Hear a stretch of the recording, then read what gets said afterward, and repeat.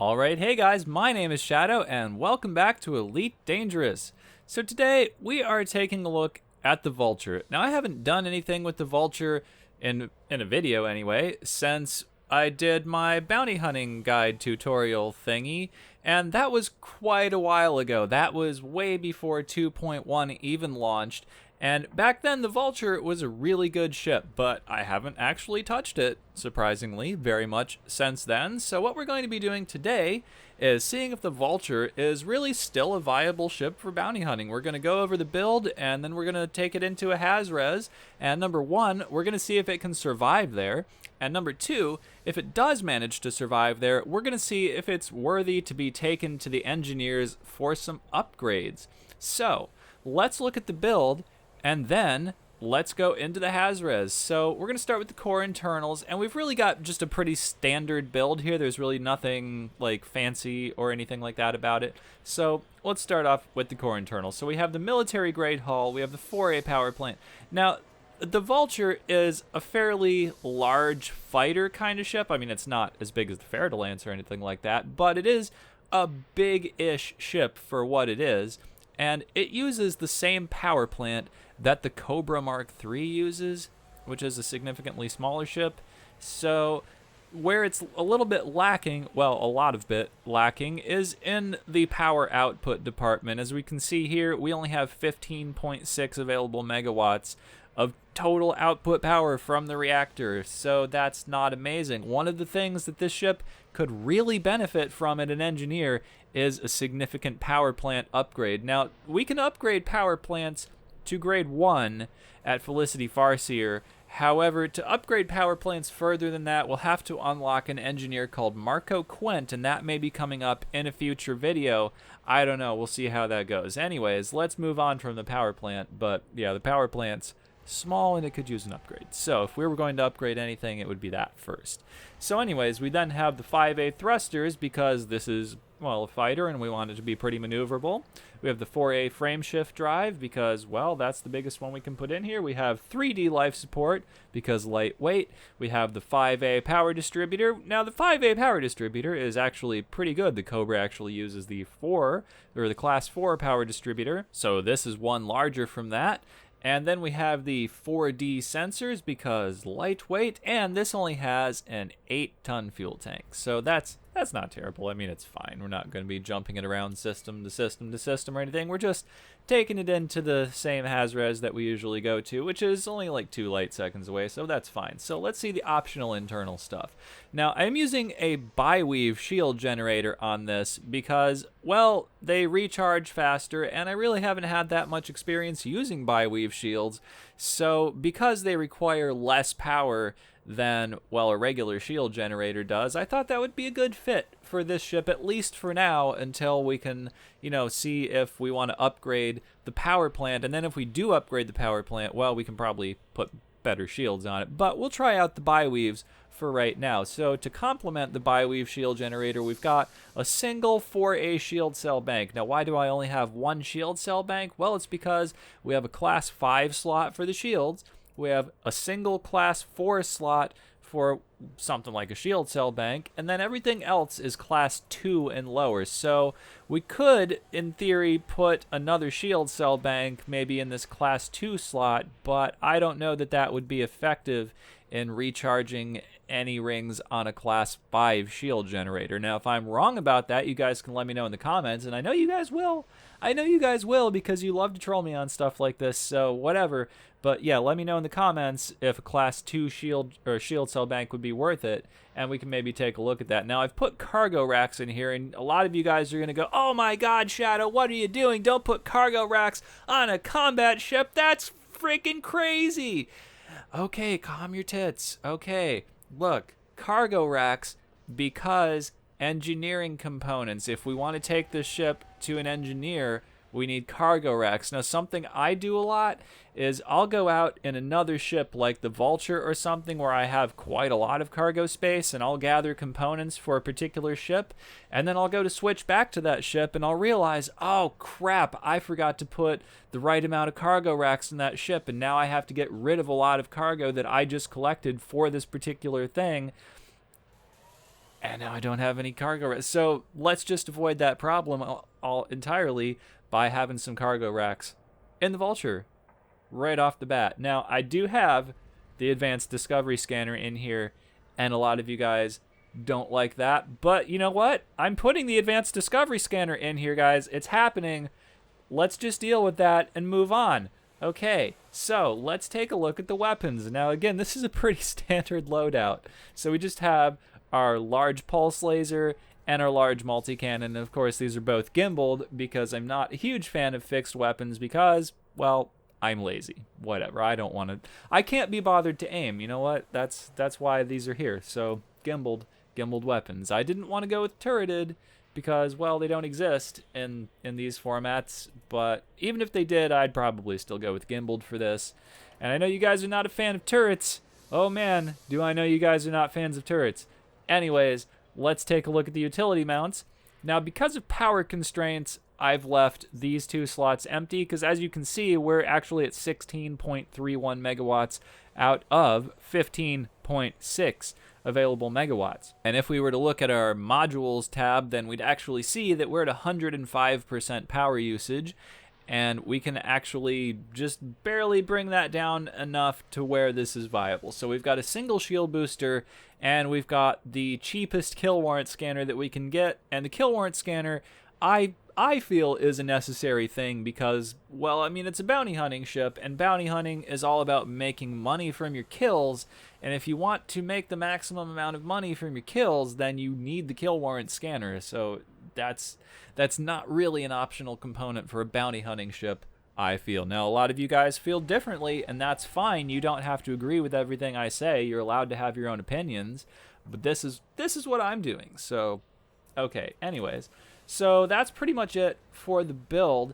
And if you guys were wondering what skin this is, I'll show you really quick. So this is the tactical paint skin, and this is the tactical ice paint job. Let's hit browse really quick. So there are 6 different skins that come with the tactical pack. One of them is graphite, and I was originally going to use this one, but then I was like, well, that looks a lot just like the default skin for this thing. So I went with tactical ice because that looks really quite the opposite of the default skin for the Vulture. Now, I had considered the tactical crimson skin, but I don't know. Let me know if you guys like the tactical crimson skin better than the tactical ice skin, because I feel kind of like my channel colors are red and black. So I was really hoping that they would have like the squadron skin pack for this ship, but no, they only have the tactical one. I mean, there are other skin packs, of course, but you know, I just like this one the best. So I'm going to continue using the tactical ice for now. But yeah, let me know in the comments if you guys like the tactical crimson better than the tactical ice. So, okay, that's enough talking about that kind of stuff. Let's actually launch the ship and take it into the Haz-Res, and then we'll just see what this ship can do and if we want to upgrade it. So let's launch, and here we go. All right, now we are here in our favorite Haz-Res site, where we have just encountered a Diamondback Explorer who's come up and given us a little scan and decided we didn't have any good cargo. Well, we're not out for cargo. We're out for blood, and we will destroy any who stand in our way. Whoa, that was scary. Okay, so we're just going to test out this build, first of all, on this Diamondback Explorer. So let's go ahead and target his power plant, because even if he doesn't want to destroy us for our cargo, we want to destroy him for his bounty. So let's do this. Let's see if we can take down his shields just using this one pulse laser. I don't know if that's practical or possible, but let's try it. Looks like we've got 1 ring, 2 rings. Yeah, okay, so this seems like it can take down, you know, this set of shields fairly easily. And we will have to test our own bi-weave shields. Okay, so that worked pretty well, and actually this pulse laser is doing pretty decent hull damage to this Diamondback Explorer. Now, that doesn't mean it's going to do good hull damage to every ship, but it seems to be taking this one out fairly well. All right, let's start firing the multi-cannon. And that's also kind of effective. Okay. And if we fire both of them, then we get this sort of effect. Okay, so the Vulture really has a limited weapon set, and so it's not as effective as, well, it's definitely not as effective as the Python, definitely not as effective as the Fer-de-Lance, but it could be somewhat as effective as the Imperial Clipper, even though that has, well, kind of twice the weapon complement that this thing does. But it's not bad. I mean, this ship is way less expensive than any of those other ships that I just mentioned, like way less. And speaking of Fer de Lance, there's one right there. Let's go fly up to it. Oh, it's actually flying up to us. Okay.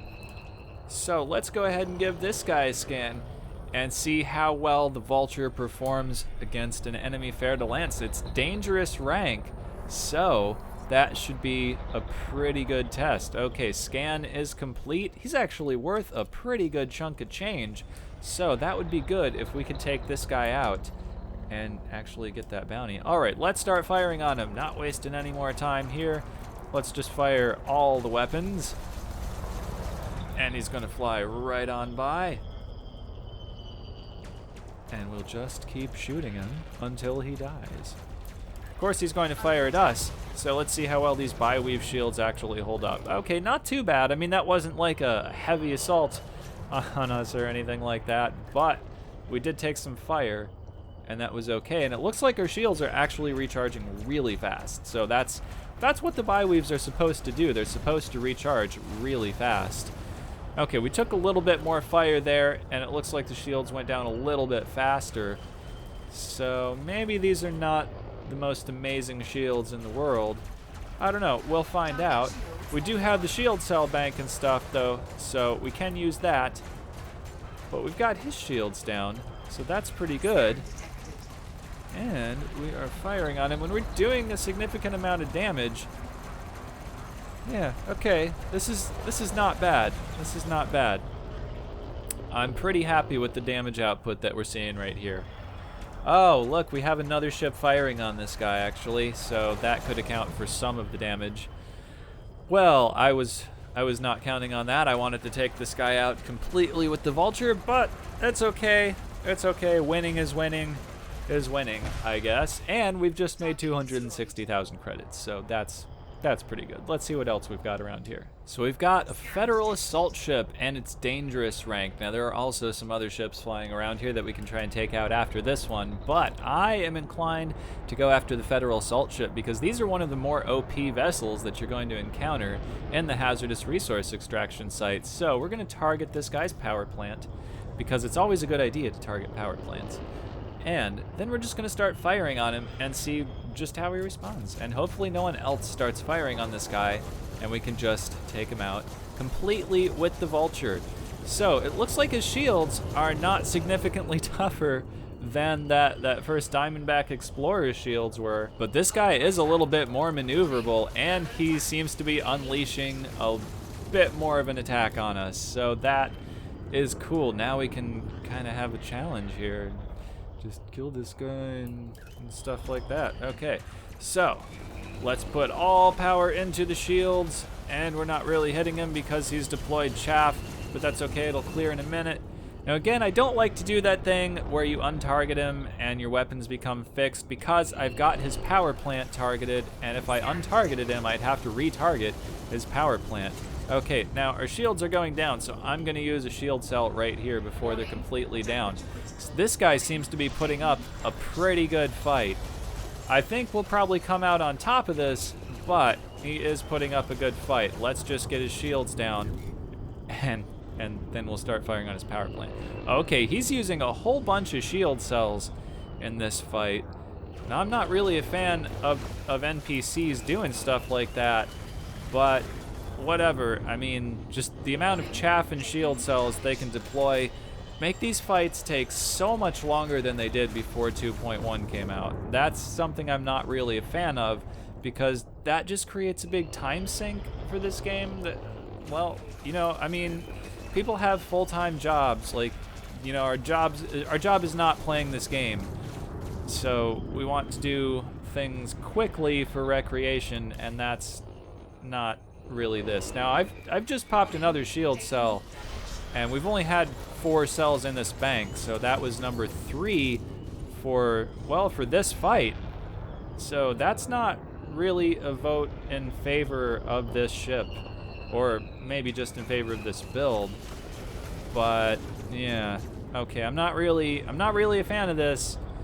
Whether it's the NPC AI or whether I just have shitty piloting skills, this is not really something that I would consider to be fun.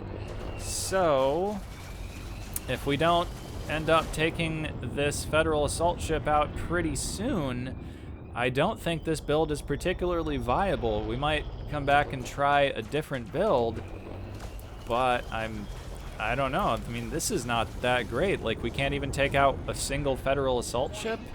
Like, that's crazy. Who wants to do that? I mean, I don't. Okay, we've got his shields down. Finally. That took a minute. Like, honestly. So, alright, let's just fire on him. Let's fire right on his hull and see if we can actually do any damage here before we actually die. Now, our shields are down to 1 ring, and I'm not really impressed with that. We're not doing significant damage to the Federal assault ship, I have to say. I'm just not impressed here. I still think we're going to come out on top of this fight, but I think I've used all of my shield cells. Yeah, we've used all of our shield cells, so we have 0 left. Now, our shields are recharging. However, they're not recharging at a rate that I think is significantly faster than like a regular shield cell bank. Like, if we just had like a 5A shield cell bank, I think it might be recharging at a similar rate. That may be something we'll have to compare in the future. And actually, let me know in the comments if that's something that you guys want to see. So this guy's shields have gone back up. Our shields are now down. That's not cool. Okay, I think we're going to be retreating right now because, damn it, we don't have any shield cells left, and he's just firing on our hull right now. We do have the military hull, and that's probably why we'll make it out of here alive, but that's not good. This is not good, guys. So I think the answer is going to have to be, no, the Vulture is not really a viable thing for this. Oh, yeah, we're going to be destroyed now. So that's great. That's amazing. Okay. So we managed to escape that battle with 16% hull integrity. Now, if we didn't have the military hull, yeah, we would have been toast. So unfortunately, this build is kind of a bust. But here's what I want to do. If you guys have Vulture builds that survive in the hazardous resource extraction site, post them down in the comments, and I will take a look at them, and I'll try a couple of them out. And if I find one that I particularly like, I'll feature it in a video, and I'll give you credit for that build, whoever comes up with it. But this particular build is, well, it's not going to be taken to an engineer. So either somebody's going to post a build in the comments that we're going to be using in the future, or I'm just going to come up with a different build that works better than this and do another video about it.